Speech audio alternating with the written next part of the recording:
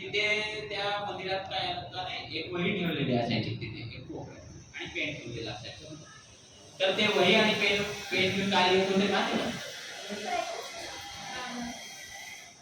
ते दररोज पानवर राम राम राम राम लिहून जायचे साक्षात हनुमानाने. मी आश्चर्यचकित झालो. अरे बाबा म्हणलं काय रामाची दररोज यायची जवळ जवळ 21 पेज मध्ये राम राम राम राम. तुम्ही करू शकता कधी करू शकता. त्याचे फार मोठे चमत्कारिक फायदे तुम्हाला मिळतील मानसिक आणि शारीरिक. ही आहे राम नामाची मोठी.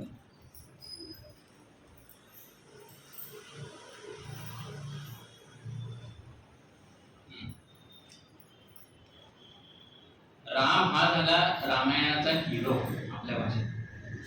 आपल्या ट्रेंडिंग भाषेत काय झाला राम हा रामायणाचा हिरो. मग हिरोला एक विलन पाहिजे की हो. मग आला पण रावण. रावणाच्या स्मरणाशिवाय रामकथा पूर्ण होऊ शकते का? अपूर्णच. आणि त्याला साजेसा असा विलन आहे. रामाला साजेसा असा विलन आहे.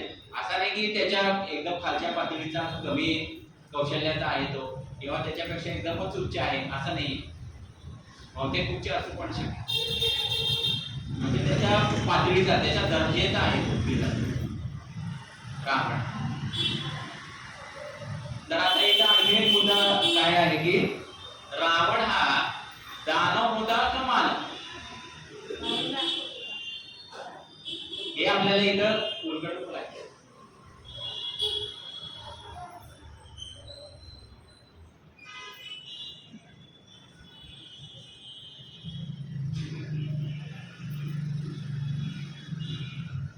आता जसं मी तुम्हाला विचारलं की रामाचे वडील कोण आपण पाहिलं ते रघुवंश आणि सूर्यवंश कसं.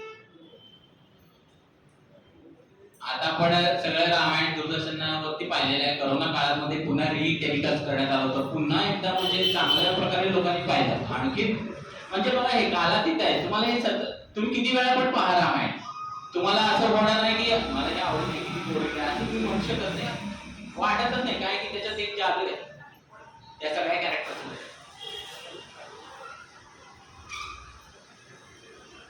आता त्या मालिकेमध्ये रामाचं वडिलांची ओळख झालेली आहे. परंतु रावणाचे वडील कोण?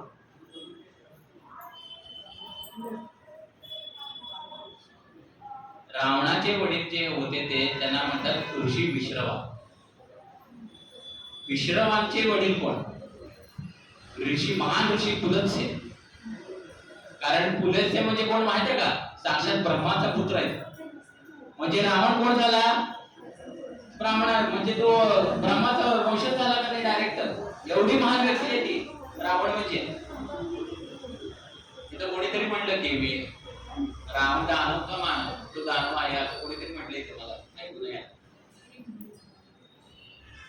बरोबर. आता तुम्ही विचार करा बघा रावणाचं कनेक्शन कुठे आहे? डायरेक्ट ब्रह्माशी आहे. पुलत्स्य ऋषी विश्रवा तो चारी वेदाचा ज्ञाता होता.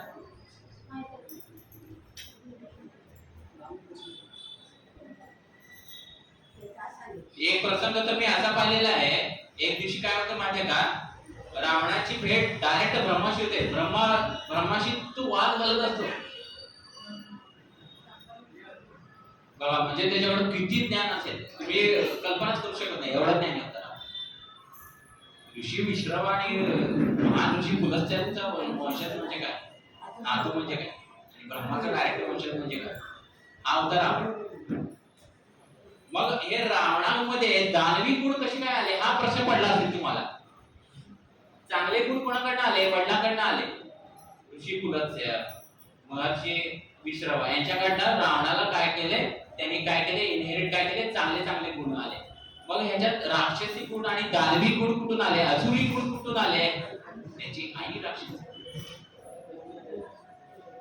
तिचं नाव माता कैकसी.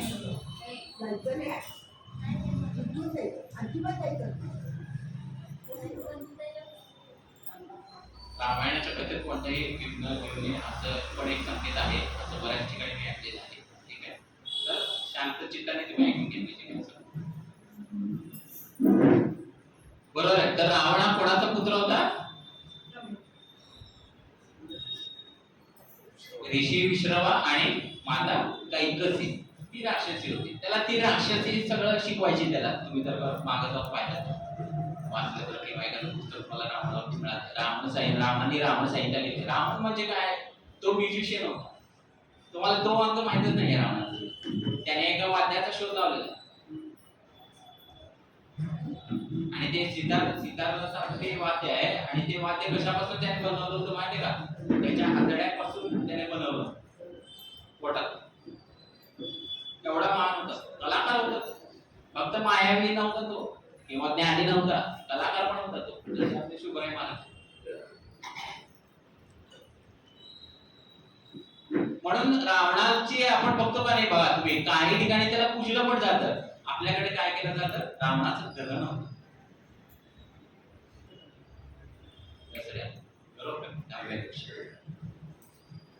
रावणाचं खरं नाव रावण नाही. किती जणांचा ब्रह्माचा गोपाळ. त्याचं ऍक्च्युअली पूर्ण नाव दशांत नाही. मग त्याला रावण, मग रावण शब्दाचा अर्थ काय? जसं रामाचा अर्थ पाहिला आपण, मग रावणाचा पण पाहिलाच आपण. रावणाचा अर्थ काय माहिती का? जेव्हा या साहेबांनी कैलास पर्वत उचलण्याचा पराक्रम केला होता थोडासा, मग शिवाने फक्त त्याचा अंगठा ठेवून ते दाबला. मग त्याचा हात खाली चेपला गेला रावणाचा. मग निर्माण झाली शिवतांडव स्तोत्राची. मग ते त्या वेदनेमध्ये तो विव्हळत होता का नाही, फार मोठी गर्जना केली. रावण म्हणजे मोठा आवाज. तेव्हा त्याचं नाव पडलं राम. त्याचं ऍक्च्युअली नाव आहे दशा. रावण त्याला त्या पराक्रमामुळे मिळालेलं नाव. मग तो झाला. आणि त्या वेदेवरती औषध पण त्याने शोधलं. त्यामुळे रावण झाला वैद्यनाथ. वैद्यनाथ ज्योतिर्लिंग अशा प्रकारे स्थापन. तर म्हणून आपण बघतो. मग आजच्या कलियुगात राम कोण आहे, रावण कोण आहे?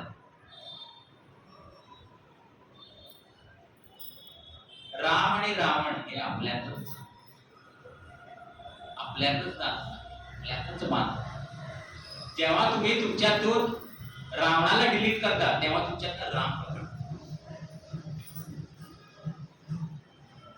प्रश्न असा आहे की आपल्यापैकी किती जणांची तयारी आहे तो राम प्रकट करण्याची आणि त्या असुरी गुणांचं दहन करण्याची. रावण दहनाच्या कार्यक्रमाला तुमच्यापैकी किती जण उपस्थिती लावतात दरवर्षी? दरवर्षी तुम्ही जाता पाहता किती जण?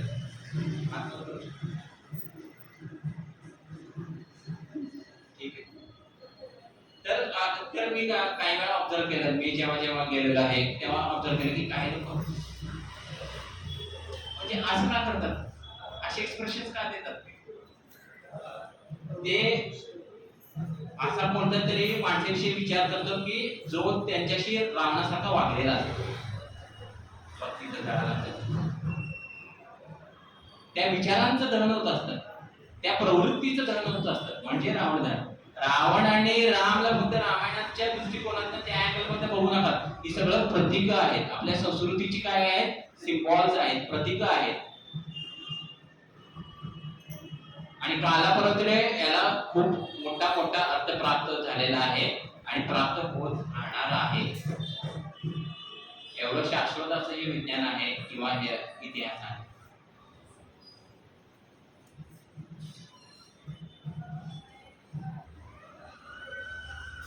मग या दोघांमध्ये फरक आहे. आता रामाला पण पाहिलं आपण काही प्रसंगात ना, आणि रावणाला पण पाहिलं. आता दोघांना एकत्र आणले. कोणाला? रामाला आणि रावणाला. मग त्या दोघांमध्ये अंतर काय? तुम्हाला काय वाटतं? राम आणि रावण मध्ये पहिलं अंतर काय असू शकतं?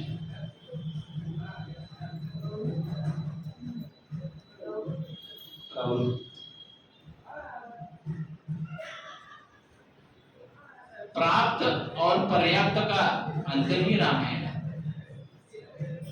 रामाला जे प्राप्त होतं त्याच्यामध्ये तो पर्याप्त होता, तो समाधानी होता. रावणाला जे जे प्राप्त होतं ते त्याला पर्याप्त नव्हतं. पंचकन्यामधली सुंदरी मंदोदरी त्याची पत्नी, रावणाची पत्नी कोण? मंदोदरी, त्याच्याकडे होती, त्याला प्राप्त होती, तरी पण याला काय पाहिजे? त्याने सीतेचा अपहरण. म्हणून इथं आपल्याला शिकवण काय मिळते कलियुगात? जे जे आपल्याला प्राप्त आहे त्याच्यामध्ये आपण संतुष्ट राहा. अति महत्वाकांक्षा जेव्हा आपण करतो तेव्हा आपल्यामध्ये असुरी प्रवृत्तीचा उदय होतो.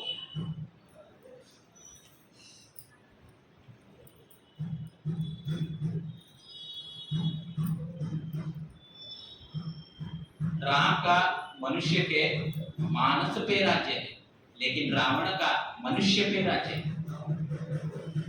राज्य नष्ट होते हैं लेकिन राज्य नहीं. राम आपल्या हृदयात निवास करतोय ना, तो नष्ट झालेला आहे का? नाही, त्याने समाधी घेतलेली आहे, परंतु तो आपल्या हृदयात नष्ट झालेला आहे का? राज्य नष्ट होतात, परंतु रूल किंवा राज्य आहे ते नष्ट होत नसतं.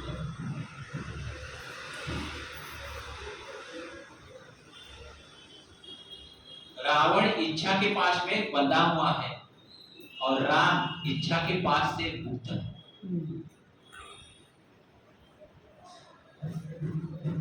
आता आणखी एक अँगल बघूया दोन्ही कॅरेक्टरचा. रावण को शिव से ही चाहिए लेकिन राम को शिव ही चाहिए. म्हणजे माध्यम म्हणून वापरतो रावण कोणाला? माध्यम से नहीं, मनुष्य से प्रेम कीजिए, हे आपल्याला नामाची. माध्यमाशी नाही, मानवाला प्रेम करा, माणसाला प्रेम करा.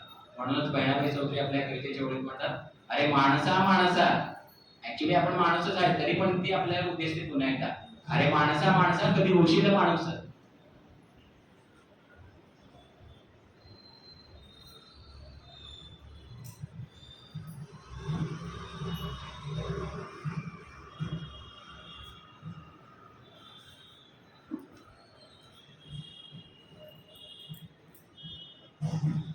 एखादा माणूस कधी बनतो माहिती आहे का?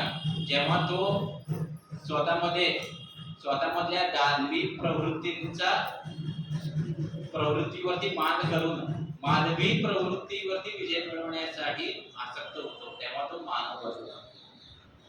दानव से मानव.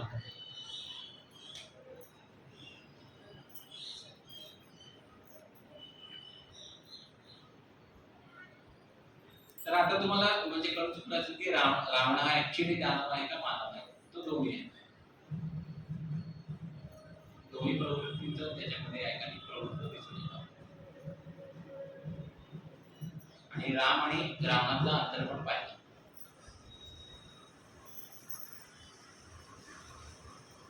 आता तुम्ही पहा सीता माता. रावणाला एक वर होता माहिती आहे का? त्याने ब्रह्माकडे तपश्चर्या करून अनेक काळ अखंड अशी तपश्चर्या कठोर अशी तपश्चर्या करून ब्रह्माकडे वर मागितलं होतं की मला म्हणजे फक्त मला मानव मारू शकणार नाही असं तो म्हटला होता. असा मला वरदान दे म्हटला होता. मला बाकीचे म्हणजे त्या अटीमध्ये त्याने हे सांगितलं होतं की मानव घातलं नव्हतं त्याने, की मानवाकडून म्हणजे तो मारला जाऊ शकत होता. पण मानवाच्या हस्ते त्याचा वध होऊ शकत होता. इतर जे कोणी आहेत का या पृथ्वी तलावर जेवढे काही जीव आहेत किंवा प्राणी आहेत किंवा देव दानव गंधर्व आहेत त्यांच्यापासून म्हणजे त्याला अभय मिळालं होतं. मग आता सीतेचा जन्म कुठे झाला? सीतेचा जन्म कोणाच्याही उदरात झालेला नाही. कुठे झालेला आहे? तो भूमी मातेच्या उदरात झालेला आहे. आणि ती त्यामुळे काय झाले आहे की कारण रावण हे तुच्छ मानव मुझे क्या मारेगा असं म्हटलं होतं तो ब्रह्मा. झाला नाही बरोबर कारण ती झाली भूमिका आणि ती ठरली रावणासाठी त्याच्या वधासाठी ती कारणीभूत ठरली. राम तर हा एक निमित्त होता त्याच्या वधासाठी, परंतु ऍक्च्युअली कारण कोण होती? प्रत्येक म्हणतात का नाही की पुरुषाच्या पाठीमागे कोणीतरी शक्ती असते, तर सीता ही रामाची शक्ती होती. त्यामुळे रामाला बळ मिळालं आणि कारण पण मिळालं रामाचा वध काढायचा.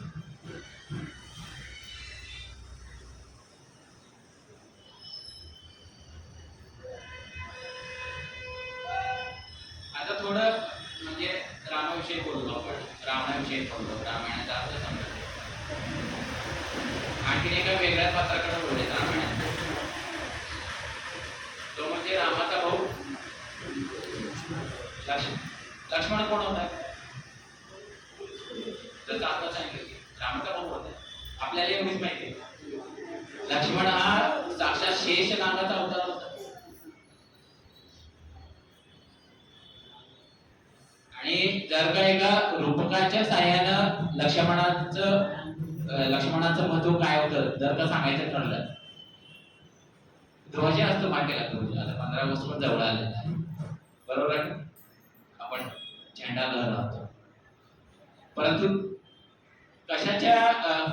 तो झेंडा कशाच्या आधारावरती लहरावला जातो, फडकावला जातो? त्याला एक पोल असते का नाही, एक काठी असते, बरोबर आहे का नाही?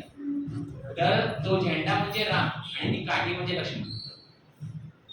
समजा काठी नाहीच आहे आणि झेंडा घेऊन आला, सर याला लहराव म्हणलं मी तुम्हाला, होऊ शकेल? साध्यच नाही.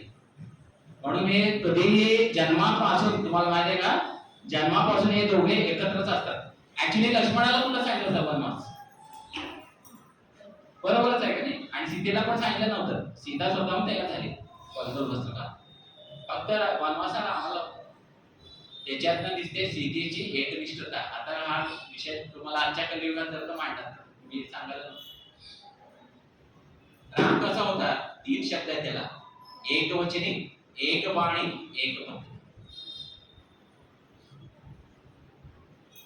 त्याने एकदा बाण संधान केला तर तो त्याच्या टार्गेटला तो हिट करणार, तो परत नाही.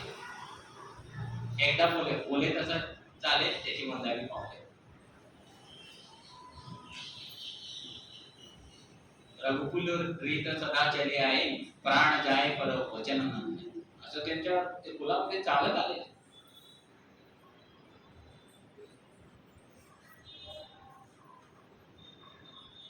रामाने म्हणजे त्याचं राजकारणामध्ये किंवा राजकीय क्षेत्रामध्ये काय योगदान असेल, त्याने रामराज्याची स्थापना केली. रामाने कशा प्रकारची राज्य बनवलं? रामराज्य. आणि त्या रामराज्याचं जे चित्रण आहे का नाही, ते भारतीय संविधानावरती कोरलं गेलेलं आहे. म्हणजे गांधीजींनी ती योजना केली होती की आपलं भारताचं राज्य कसं असावं, जसं रामानं घडवलं. आणखीन एक इथं गोष्ट मला क्लिअर करायची वाटते की राम कोणत्या देशाचा राजा होता? परंतु हे बऱ्याचशा जणांना माहित नाही की अयोध्या हे राज्य नव्हतं, अयोध्या ही राजधानी होती. मग राज्य कोण? त्याची आई कौशल्या आणि ते राज्य होतं कौसला. कौसला हे राज्य होतं, अयोध्या ही राजधानी. म्हणून तो कौशल या प्रदेशाचा राजा होता, त्याची राजधानी अयोध्या. त्या ठिकाणी राम मंदिर सदैव बांधलेलं आहे.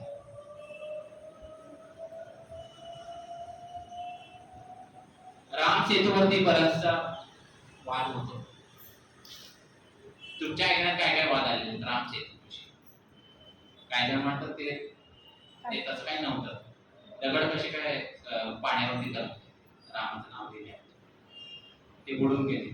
तसं काय सेतू वगैरे बांधला नव्हता. आजच्या काळात तो कुठे आहे सेतू? मी स्थळाचं नाव सांगतो, किती जण जाऊन येणार? भारतातच आहे, भारताबाहेर नाही. मी स्थळाचं नाव सांगायला तयार आहे, किती जण जायला तयार आहे? हात वर करू शकतो. राम सेतू तुम्हाला पाहायला मिळेल अजूनही तामिळनाडू राज्यातल्या धनुषकोटी या ठिकाणी. कुठे? धनुषकोटी.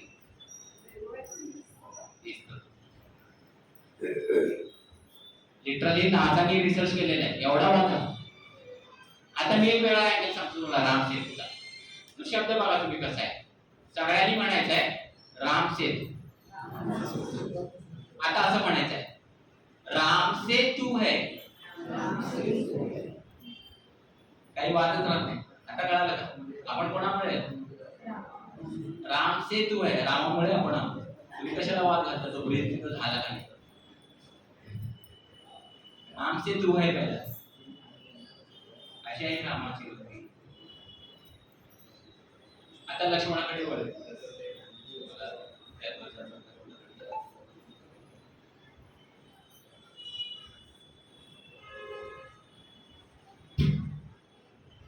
रावणाचा पुत्र कोण? एक महत्वाचा अत्यंत मुख्य असा चिरंजीव कोण? इंद्रजित, मायेचं उत्तर बरोबर. त्याला मेघनाथ असेही म्हणतात. इंद्रजित कारण त्याने इंद्रावरती विजय मिळवला होता आणि त्याच्या मनाचा असा मेघामध्ये गरजत होता म्हणून त्याला मेघनाथ पण. तर या मेघनाथाला ब्रह्माकडनं एक वरदान होतं, अत्यंत विचित्र असं वरदान होतं बरं का. तर ते वरदान काय? श्रोते होणे टाईम. इंद्रजितचा वध फक्त अशा प्रकारचा व्यक्ती करू शकतो जो 14 वर्ष जागा आहे. ऐकताय का तुम्ही? काही जणांच्या भुवया उंचावलेल्या दिसतात. 14 वर्ष जागा राहिलेला आहे तो.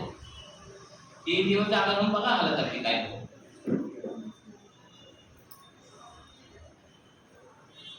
आणि हा पराक्रम केलेला आहे त्याचे बंधू लक्ष्मणाने. 14 वर्ष जागा राहिलेला आहे तो. तुम्ही म्हणाल शक्य काय तर सांगता. आजकाल आपलं सायंटिफिक झालं ना आपण खूप. दुसऱ्या काळात मी जर का ही कथा दुसऱ्या युगात सांगत असेल तर लोक तेवढे प्रश्न विचारत नसेल. आता डायरेक्ट तुमच्या मनात मे बी तुम्ही विचारत नसाल मला, परंतु हा प्रश्न नक्की तुमच्या हृदयात म्हटलेला असेल.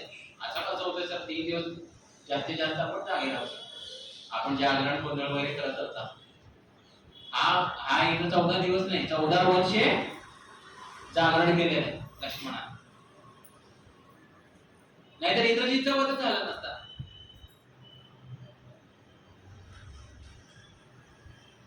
And story does not end here.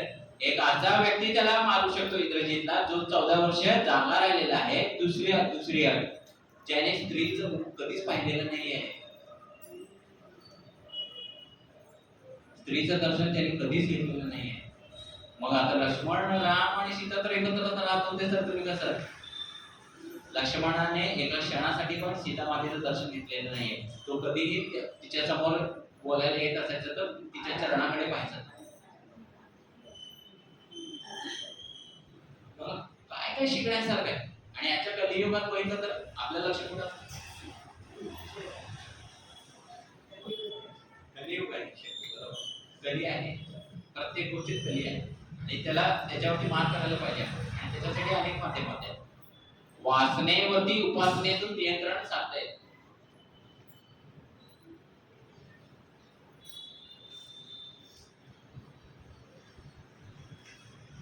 त्याला तशा प्रकारची विद्या दिली होती त्यांच्या गुरुश्रेष्ठांनी. कोण?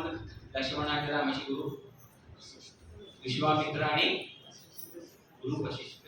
त्यांनी त्यांना बला आणि अबला विद्या शिकवली होती. त्यामुळे ते सगळं नियंत्रित करू शकत होते.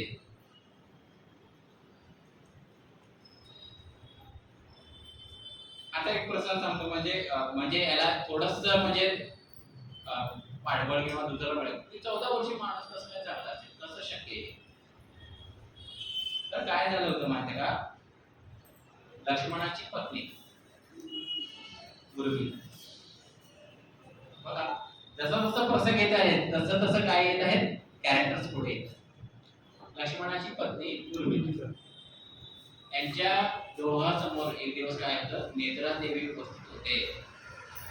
ती देवी नेत्रा देवी स्लीपिंग गॉड्स. आणि ती उर्मिलाला एक काम बजावते. हा वनाला जाणार आहे 14 वर्षासाठी. त्या ठिकाणी त्याला झोपायची आज्ञा नाही आहे. त्याच्या जागी उर्मिला 14 वर्ष झोपली. रिप्लेस झालेला आहे स्लीप त्या ठिकाणी. त्याच्या जागी दुसरं कोणतरी झोपलेलं आहे. तुम्ही असं म्हणू नका की लक्ष्मण झोपला नाही. हा एक प्रसंग आहे. म्हणजे लक्ष्मणाच्या जागी कोण रिप्लेस झालेला आहे? उर्मिला. आणि तिथं दरबारात तसं पण ज्या ठिकाणी उर्मिला आहे त्या ठिकाणी तिचा पत्नी नाही आहे ना, मग तिला ते काम ठीक आहे. कारण तो इकडे रामासोबत तो त्याचं कर्तव्य राहायला गेलेला आहे तो वनवासात. आणि तुम्हाला तो प्रसंग माहित असेल की आणि जेव्हा इंद्रजित आणि लक्ष्मणाचं युद्ध होत असतं तेव्हा लक्ष्मणाला इंद्रजितचा शक्तिबाण लागतो, माहित असेल तुम्हाला, हे आपल्या सिरियल मध्ये मला माहित आहे. आणि त्यानंतर मग ते आपले हनुमान पुढून जातात आणि संजीवनी पुढे आणायला. तेही पर्वत आहे माहित आहे का? जाऊन येणार का? मी स्थळ सांगतो तुम्हाला.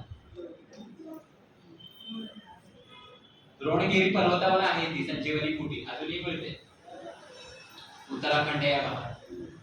तर हनुमान गेला, मग जाताना अयोध्येला मध्ये बरोबर नाही, अयोध्येवरच उत्तराखंडला जाणार. मग तिथे अयोध्याच्या राजवाड्याच्या बाहेर हे दोघे उभे असतात. कोण? उर्मिला आणि भरत. भरताला काय वाटतं की एवढ्या मोठ्या उंच आकाशात कोणतरी राक्षसच आपल्या अयोध्येवरती आक्रमण चालू करून येणार आहे. तो आपलं शस्त्र वगैरे घेऊन तयार होतो, लगेच बाण संधान करतो धनुष्यावरती. मग काय होतो, आणि मग ते हनुमान झटक मारते, त्याला खाली उतरून येते. अरे बाबा मी हनुमान आहे म्हणते, तुझं बाण खाली कर म्हणते. हा आणि मग तो सगळे कथा सांगतो हनुमान उर्मिलाला आणि भरताला की काय चाललेलं आहे ते. आणि मुख्य म्हणजे हा एपिसोड सांगतो की लक्ष्मण मूर्छित झाले. काय सांगतो? लक्ष्मण स्वतःचा घोष त्याने हरपलेला आहे आणि तो रामाच्या मांडीवरती निद्रिस्त आहे. आता बघा, आता मी काय ऍक्च्युली मी अगोदर काय सांगितलं होतं, किती जणांचं लक्ष आहे बघा. उर्मिला 14 वर्ष, मग इथं जागी कशी? कारण लक्ष्मण झोपलाय ना, कनेक्ट होतंय का व्यवस्थित?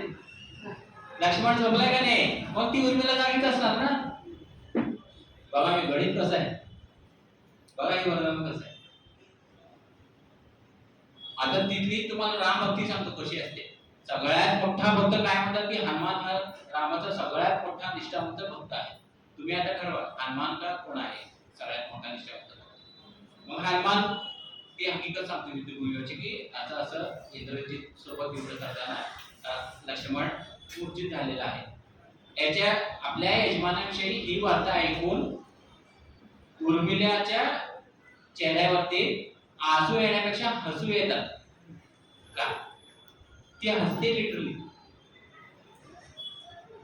हनुमान असं सांगल्यावर काय करते उर्मिला? हसू लागते, रडू नाही लागत, दुःखी नाही होत, आनंदी होते, हसू लागते. मग हनुमानाला अचानक करत आहे, मी तर याच्या यजमानाविषयी असं सांगत आहे, परंतु इथे चेहऱ्यावरती वेगळंच भाव आहे, असं काय आहे? मग तो बोलायचं विचारतो उर्मिलेचा. मग उर्मिलाचं जे उत्तर आहे ते सगळ्यांनी नोंदवावं असं आहे. अरे जो साक्षात रामाच्या पांडीवरती झोपलेला आहे त्याला मृत्यू कशी वाटते? तेव्हा हनुमानाला जाग होते, अरे मी तर स्वतःला खूप मोठा भक्त समजत होतो रामाचा, इथं तर माझ्यापेक्षा वरचढ आहे.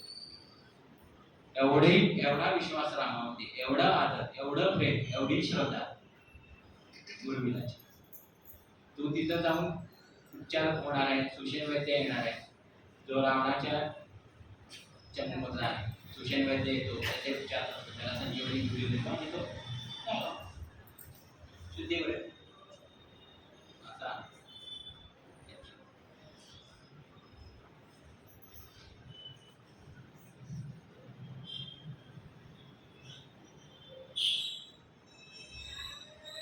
जटायू सारख्या पक्षाला रामाने आदरांजली वाहिली, प्राण्याला. तो गिधाडासारखा एक त्या काळातला पक्षी, त्या काळातले पक्षी पण कसे होते बघा तुम्ही, थोडस प्राणीशास्त्र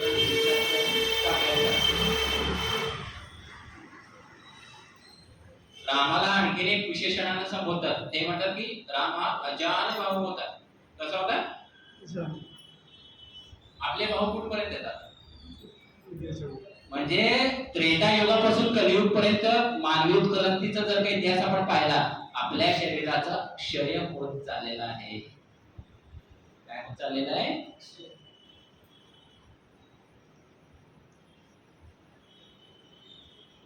हे आपल्याला त्यातून शिकायला.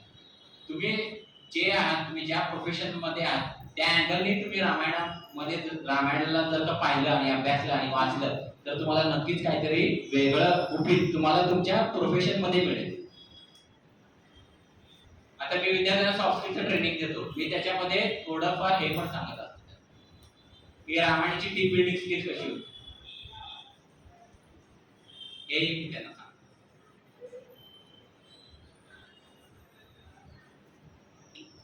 जटायूचा एक प्रसंग आहे, म्हणजे की जटायूचं जेव्हा युद्ध होतं कोणाशी,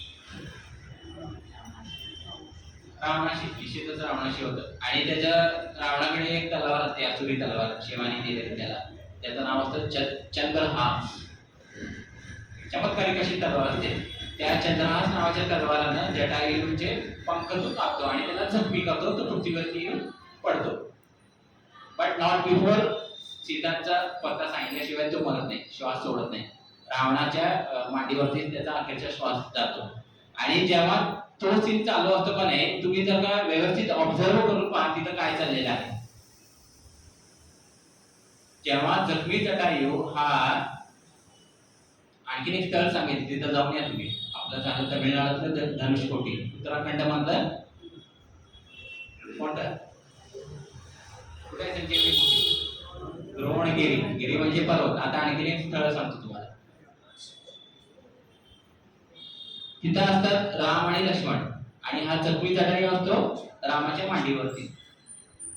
तर त्या प्रसंगामध्ये फक्त लक्ष्मण दुःख व्यक्त करत असतो आणि लक्ष्मणाच्या डोळ्यातून अश्रुधारा देखील वाहत असतात. परंतु दुसऱ्या बाजूला राम हा दुःखी असतो, परंतु तो रडत नसतो. असं का? रामालाही दुःख झालेलं असतं, कारण त्याचा शेवटचा काळ आलेला असतो. जटायूची कथा जर का ऍक्च्युअली सांगायचं तर जटायूच्या भावाला दशरथाने मदत केलेली असते, म्हणून जटायूने रामाला मदत केलेला आहे. ती उपकाराची परतफेड आहे. दशरथाने संपाती, त्याचा भाऊ जटायूचा भाऊ संपाती, त्याला मदत केलेला आहे.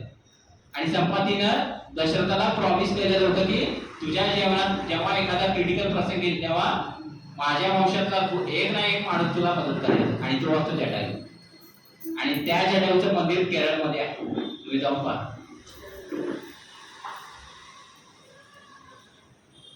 भव्य असं मंदिर आहे केरळमध्ये जटायूचं. बहुतेक त्या ठिकाणी ती घटना घडली असावी असं माझा अंदाज. आता प्रश्न मी काय तुम्हाला विचारला, राम दुःखी होता परंतु त्याच्यात अश्रुधारा, डोळ्यात अश्रुधारा का वाहत नव्हते, लक्ष्मणाच्या तर वाहत होते. असं का? रामाच्या डोळ्यात अश्रुधारा वाहू शकत नव्हत्या का? असं काही नाही. राम दुःखी झाला परंतु अश्रू का नाही ढासळले होते? कारण काय त्याचं?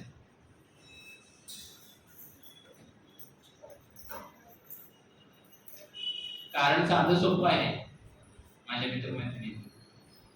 समजा तुम्हाला एखादी जखम झालेली आहे, शरीराच्या एखाद्या भागावरती जखम झालेली आहे, त्याच्यावरती मिठाचं पाणी चोळलं,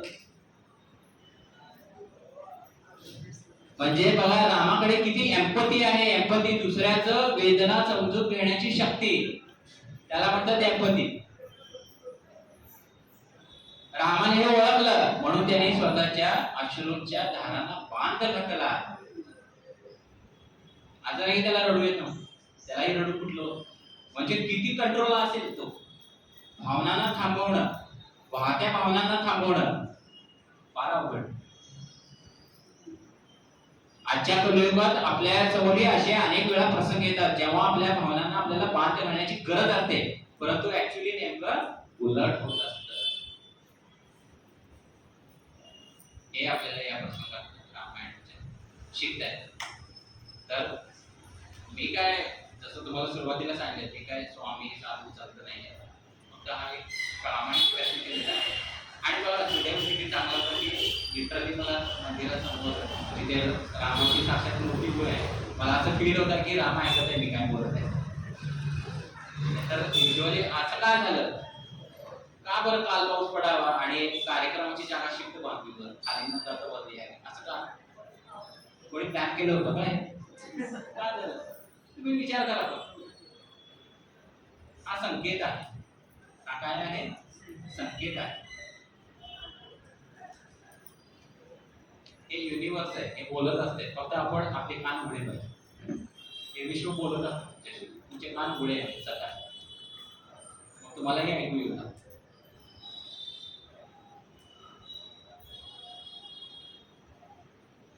तर शिवराय महाराज जालनाचे मठाधिपती श्री वाल्मिकी बुवा यांचे मी आभार व्यक्त करतो. मला एक संधी उपलब्ध करून दिली, माझे मत, माझे विचार रामायणाची मांडण्यासाठी एक व्यासपीठ उपलब्ध करून दिलं. शतवार या ठिकाणी या प्रबोधन मालिकेचा पहिला भाग आपण इथे समाप्त करतो.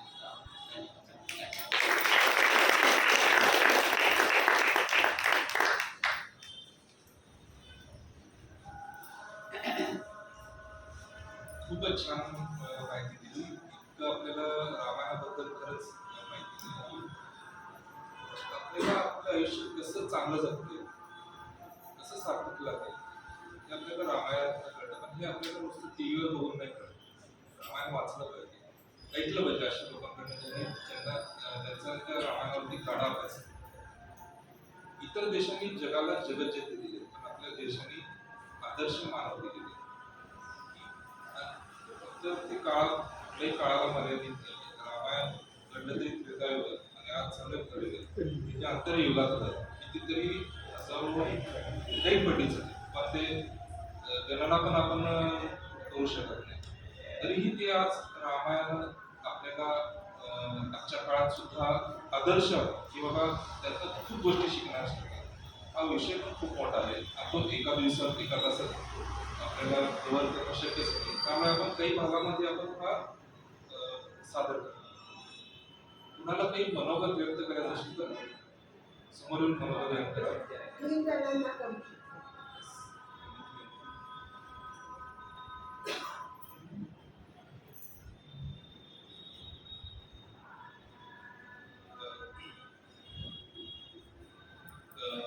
श्री राहुल पाटील माझे मित्रच आहेत. आतापर्यंत जेवढे कार्यक्रम मध्ये मी सुद्धा संचालन केलं, त्यासोबत कार्यक्रमाची थोडी नोट्स पण मी काढायचं माझ्याकडे होतं. मी रामायणाचं इतकं सुंदर प्रबोधन केलं की मी त्या ऐकण्यात इतकं गुंतून गेलो की नोट्स काढत राहून गेलो. खरं सांगतो, आता जे व्हिडिओ रेकॉर्ड केलेले असतात की खरं सांगतो, आतापर्यंत सगळे कार्यक्रम खूप छान झालेले. हे जे आहे त्यांनी नोट्स केलेले खूप छान बरं. तर हे कार्यक्रम सर्व महाराजांमध्ये सर्व गटांना खूप उपयोगी पडेल अशी. आपण खरं मागच्या पेक्षा थोडी संख्या जास्त आहे आज. आपल्यासोबत अजूनही पुढच्या भागामध्ये सोबत आपल्या घरातले होती, नातेवाईक किंवा मित्र, खास करून तरुण वर्ग, शाळा कॉलेजला शिकणारे ज्यांना खरं त्यांना जास्त गरज आहे. त्यांनी सगळ्यांना आहेच आहे, पण त्यांना अजून जगायचं बरंच बाकी आहे. त्यांना हे कसं आयुष्य त्यांचं चांगलं जगता येईल त्यासाठी आपण पुढच्या वेळी येताना सोबत अजून काही जणांना, जेवढ्या जणांना आणतील तेवढ्या जणांना मी आभार व्यक्त करण्यासाठी माझ्या महिन्यांना बोलवतो.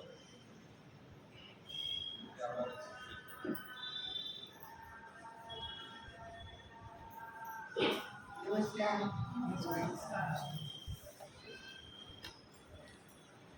आमच्या मठातले आपल्याकडे म्हणूया जगते फुटबॉल एक काय असा होता, म्हणजे आम्ही अलीकडे आली नाही. मी म्हणत होते आमचे शंकर महाराज फुटबॉलले ते काय करतील काय सांगता येत नाही.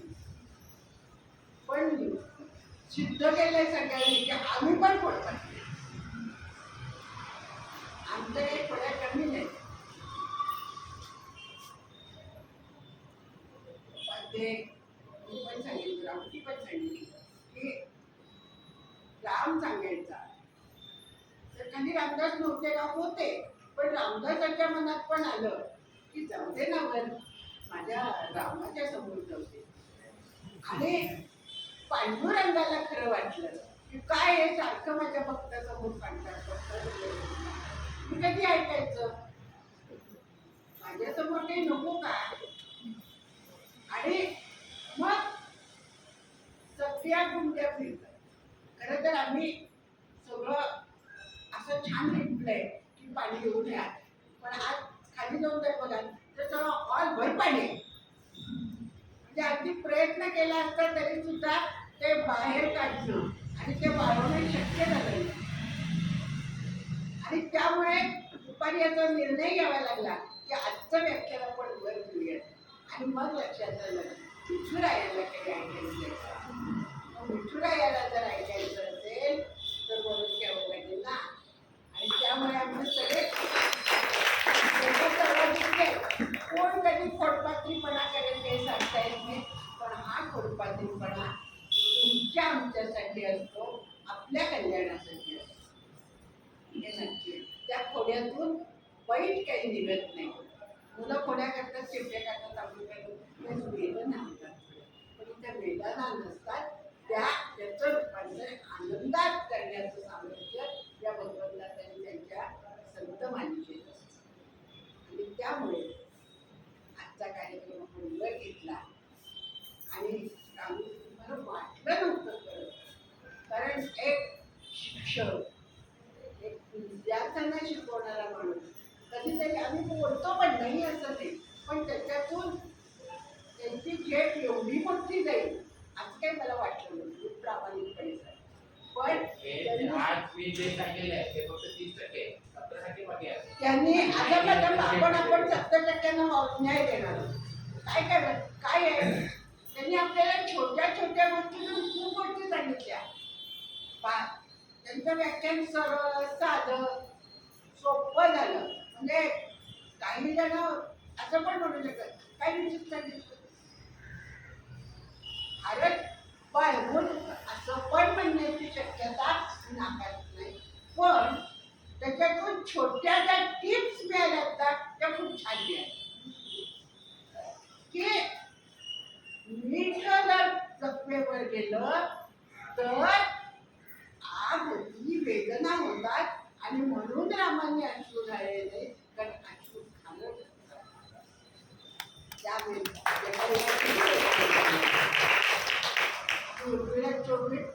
14 वर्ष झोपली, आता उठली, बोलली हनुमंताशी. आपण आपलं वाचन तोडकं पडतं, आपण वाचत नाही, आपल्याला माहिती नसतं, पण त्याच्यातून अशा छोट्या छोट्या व्याख्यांमधून आपल्याला खूप काही ऐकायला मिळतं. त्याचा बोध घ्यायचा ठरवला तर आपण बोध घेऊ शकतो, नक्की घेऊ शकतो. आणि म्हणूनच ही व्याख्यानमाला आपण सुरू केलेली. फक्त आपल्याला जागा बदलायच्या तेवढं नक्की लक्षात ठेवा. आपल्या जागा तरुणांनी घेतल्या पाहिजेत. आज 2-4 तरुण दिसले, मागच्या काही एकच होतं, एकच तरुण होतं, 2-4 दिसत आहे. त्यामुळे आपल्या सगळ्यांनी किती जणांनी 30 दिवस 30 जणांना सांगितलं जागा म्हणून मागच्या व्याख्यान खरं असेल तर बघा, आम्ही नाही सांगितलं असं सांगायला सुद्धा हरकत नाही. पण मी तुम्हाला नक्की सांगते, जर सेलला लागलेल्या साड्या असतील तर त्या आपण सगळ्यांना सेल लागल्या पळत सुटतात, पळत सुटतात, पळत सुटतात, आणि सेलमध्ये जाऊन साड्या घ्यायच्या. तर मग आता इथं बरोबर सेल लागले, दर बुधवारी द्या. मग हा सेल आपल्या तोंडून जर रोज 21 तर म्हणत नाही, मी रोज 10 जणांना सांगते. मी म्हणजे एकाच जणांना सांगते की अहो तर शुगर मनात गेलो ना, इतकं छान व्याख्यान झालं. त्याच्यातल्या 2 गोष्टी मला फार आवडल्या. 2च गोष्टी लक्षात ठेवा, रोज त्या 2 गोष्टी करणार. त्याच्यामुळे तुमचा अभ्यास होईल. मला एकाने असं सांगितलं होतं की दादाजी तुझ्याकडे रोज येतात, तुम्ही कुठं बसता? दादाजी कसे येतात फोटो नाही म्हणजे रोज येतात, महिनाभर असतात. तत्वज्ञान येतं ना म्हणाले, हो ते वाचतात, एका वाचतात अरे ते जर तुम्ही तत्वज्ञान वाचलं तर दादाजी खूप दूर. तसं आपण छोट्या छोट्या गोष्टी रोज कुणाला चांगल्या वाईट सांगितलं तर ऐकतात. तो माणूस वाईट आहे म्हणजे की आपण लगेच काट मारतो. चांगलं सांगितल्यावर पण ऐकतील ना, माणसाची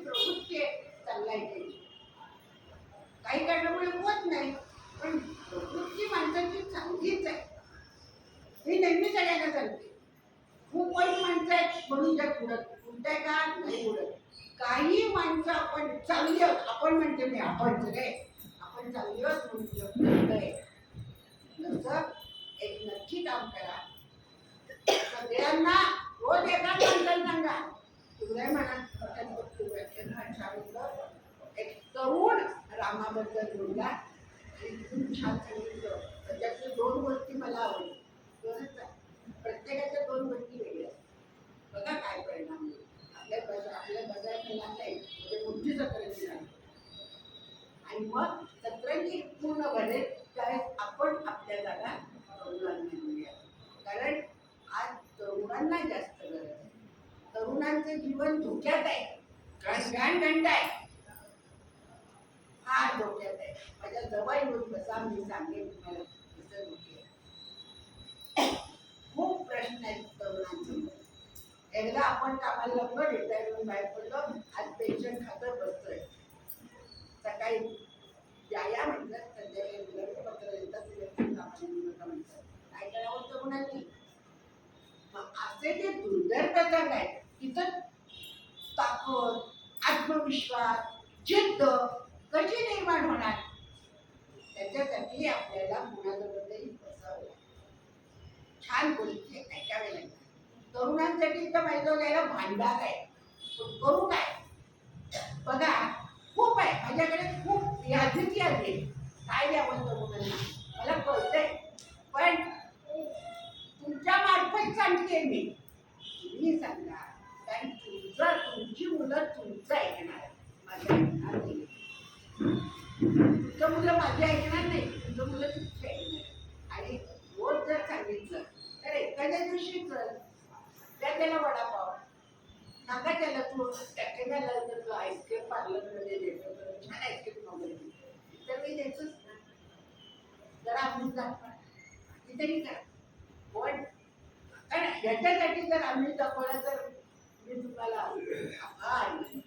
आपल्याकडे तरुणांसाठी बोलणारी सुद्धा खूप छान माणसं तुमच्या मुंबई आपण अशाच एका छान तरुणाच्या जीवन प्रवास बघणार तो कसा घडला आणि त्याचं नाव आहे अमोल कामची जो ज्ञानप्रबोधिनीचे आता प्रमुख कायदे वापरते ते आपल्या तुमच्या मुंबईत संवाद साधणार त्याच्यामुळे तुमच्या मुंबई फक्त आणि एक चूक आपण फार मोठी करतो ते या सगळ्या लोक मला असा इतकंच म्हणणार आहे बाई किती वेळ पाहिजे आपण वेळेवर 5 वाजता आलेल्या माणसाने जर 6 वाजता सुरू करायचं तर 1 तास काय करायचं सांगा प्रश्न आहे आणि आपण लक्षातून घ्यायचे एक लक्षात घ्या बरोबर 5:30 ला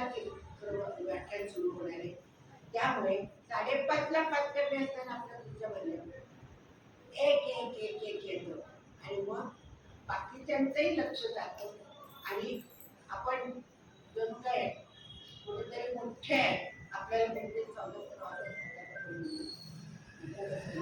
बरोबर 5:30 ला आपण ते व्याख्यान सुरू करणार पुढच्या बुधवारी शिवराय मठात अमोल गांधी मला स्टेटसला येईल येणार आहे आणि त्यांचा ते जीवन प्रवास सुंदर द्या त्यामुळे तुमच्या बुधवारी येतं आणि राहुल कौतुकाची थाप मारणार कारण आभार मानणं शक्य नाही ऋणात राहणं अवघड आहे तो माझ्या मुलासारखा आहे मुलाचे ऋण असतात का त्यामुळे त्याचं खूप कौतुक त्यांनी या विषयावर केलेला अभ्यास आहे आणि तो सांगतोय मी 70% माझ्या जवळ आहे आणि मी नक्की सांगते ते 70% हळूहळू आपण उलगडण्यावर आपण ऐकणार नक्की ऐकणार त्यामुळे तुम्हा सर्वांचे मात्र निश्चित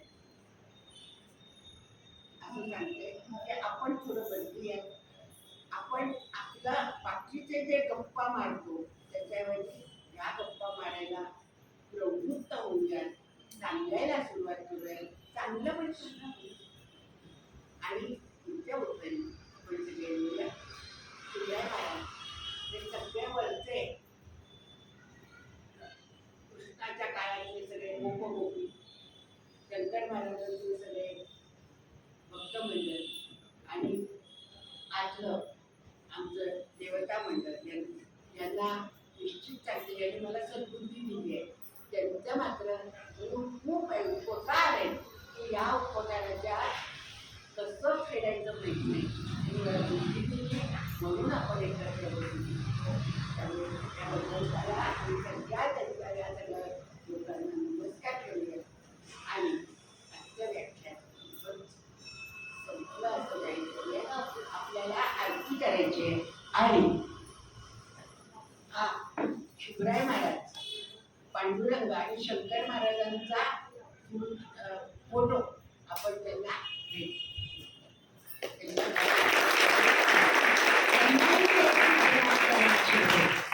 ज्या वर्गात ते जातात त्यांचं प्रत्येक ठिकाणी त्यांनी 2 मिनिटाची एक संस्था करतात. कुठली असेल, स्वातंत्र्य सैनिकांची असेल, साध्या माणसांची असेल, भगवंताची असेल, संतांची असेल, चांगल्या माणसांची असेल, शास्त्रज्ञांची असेल, पण 2 मिनिटांची एक संस्कार कथा सांगावी आणि एखाद्या विषयी परीक्षा एवढं त्यांनाही सांगते. आणि माझं मनोबत माझ्या आभाराचं आभार नाही मानू, कारण फारच नाही माझ्या डोक्यावर काय आपण छोटा मुलगा थांबूया. आता आरती करायची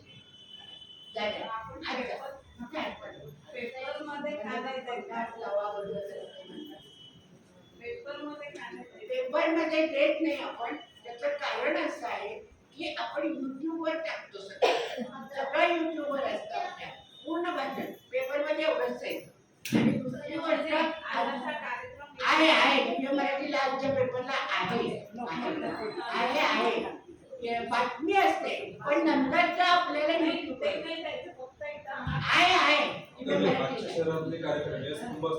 लोकमतलाही आहे, लोकमतला आहे, जिल्हा मराठीला आहे असतात.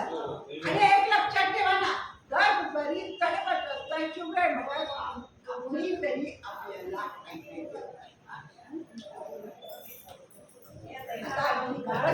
खाली बसून आरती करायची, आपल्या बरोबर नाही आरती करायची. आरती शुभराया, आरती शुभराया, श्री गोव्या आरती पांडुरंग, सोलापुरी राया आरती शुभराया.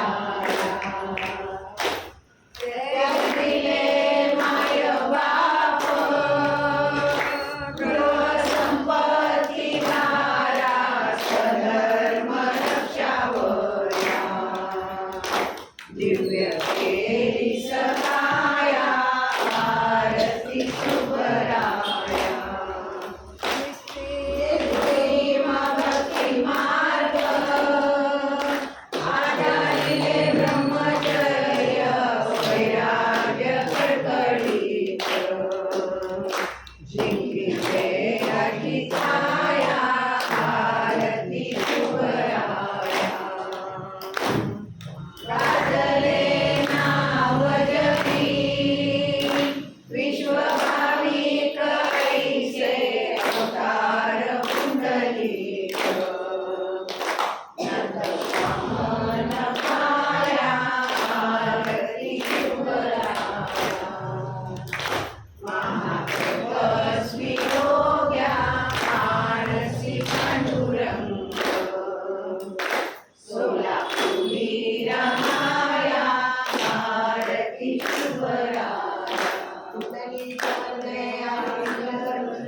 ज्ञानदेव पंढरीनाथ भगवान की जय. बाप्पा रामदासी गुरु माऊली की जय. अनंत कोटी ब्रह्मांड नायक राजाधिराज योगीराज भक्तराज शिवराय महाराज की जय. रामजी बुवा महाराज की जय. अक्कलकोट स्वामी महाराज की जय. शंकर बाबा महाराज की जय. महारुद्र हनुमान की जय. सर्व संत साधू महाराज की जय.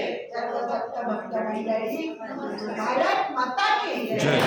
वंदे मातरम. आर्य सनातन वैदिक हिंदू धर्म की जय. जय जय. विश्वशांतीसाठी आणि समत्व बंधुत्वासाठी होण्यासाठी समत्व बंधुत्वासाठी संगीत होण्यासाठी संगीत होण्यासाठी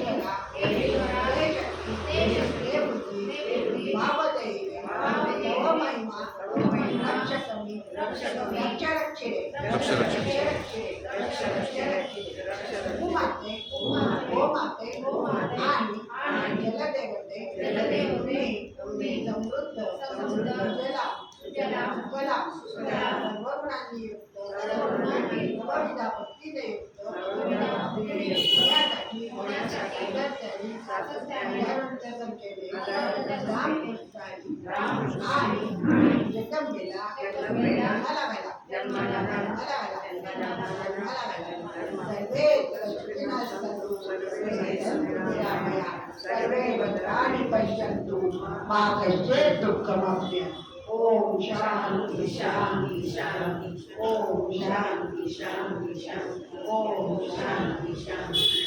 अजून एक महत्वाची सूचना सगळ्यांना देते. सगळ्यांनी लक्षात ठेवा, पुढच्या महिन्यात 1 ते 8 इथं भागवत आहे. दुपारी 4 ते 6 भागवताचं जागणं सांगितलं जाणार आहे. सकाळी 9 ते 12 वाचन होईल आणि संध्याकाळी कथा सांगितल्या जाते. तेव्हा 1 तारखेपासून 8 तारखेपर्यंत ज्यांना शक्य आहे सगळ्यांनी यावं, भागवत ऐकायला यावं. कारण रामायण, महाभारत, भागवत ही सर्व अपौरुषीय संपत्ती आणि त्याचा अभ्यास नक्की व्हावा. आपल्या जीवनात थोडं का विना शिकावं. त्याबरोबर 8 तारखेपासून 19 तारखेपर्यंत श्री शिवराय महाराजांचा पुण्यतिथी उत्सव मोठा साजरा होणार. 8 तारखेला भागवत समाप्ती आहे. 9 तारखेपासून रोज संध्याकाळी 6 वाजता बरोबर 6चं 6:30 करू नका, 5:30 डोक्यात ठेवा आता. आणि 6:30 ते 7:30 8 वाजेपर्यंत जर रोज वेगवेगळे कार्यक्रम, चिंतन आहे, हे आहे, व्याख्यान आहे, त्याच्यात गायन आहे, सगळं काही आहे. आणि रोज कार्यक्रमाला निश्चित या. ज्यांना असं वाटतं की मी पांडुरंगाला अभिषेक करावा, त्यांनी बरोबर 9:30 पावणे 10 वाजता मठात द्या. आपण अभिषेक करू शकतो, देवाला अभिषेक करू शकतो देवाला.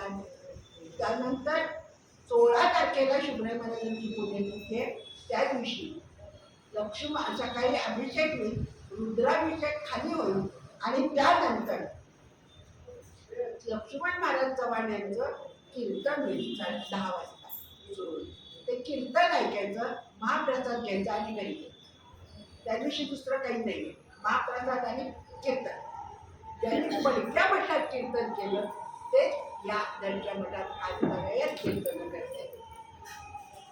9 तारखेपासून सगळे कार्यक्रम मठात आहेत. 16 तारखेपर्यंत 17, 18, 19 हुतात्मा स्मृती मंदिरमध्ये 3 दिवसाचा खूप छान कार्यक्रम होणार आहे. एक दिवस आपल्याला आपल्या या वर्षाचं वैशिष्ट्य आहे 7 संतांचं वेगळे काय. ज्ञानेश्वर माऊलींचा जन्मदिवस 750 वर्ष झाले त्यांचा. त्याच्यानंतर तुकाराम महाराजांचा पण असंच काही आहे. नामदेव महाराजांनी जनाबाई 675 वर्ष झाली. सोपान काका एक आहे, मीराबाई एक आहे आणि शिवराय महाराजांचं 205वं पुण्यतिथी. आता सगळे संत आपल्याला भेटतात. तो संतांचा बच्चा एक अभंग कार्यक्रम 17 तारखेला आहे हुतात्मा मंदिरमध्ये. आणि त्याचा सगळा एकदा निरोप झालं की तुम्हाला सगळ्यांना सांगेल, इथं फळ्यावर दिलं जाईल. 18 तारखेला युवकांसाठी कार्यक्रम आहे आणि तो युवकांचा कार्यक्रम असा इतका छान आहे. हे संत पायामध्ये संत आहे, पण संतांच्या बरोबर आजच्या तरुणाला दिशा देणारे आपल्या सोलापुरातील काही उद्योजक, काही उत्तम माणसं आपल्याला त्यांची मुलाखत घेतली जातात तरुणाचं. आणि 19 तारखेला दहीहंडीचा कार्यक्रम. तो दहीहंडी अशी आहे की वैचारिक दहीहंडी. आपण तिथं काला फोडणार नाही, दहीहंडी फोडणार नाही, आपण इथं मठात बोलवत नाही. कारण तिथं अलाउड पण नाही आणि तिथं कुठे लाया गोळा करतो. पण वैचारिक दहीहंडी नक्की असेल आणि वैचारिक दहीहंडीसाठी शाळेतल्या मुलांना आपण पाचारण करणार आहोत.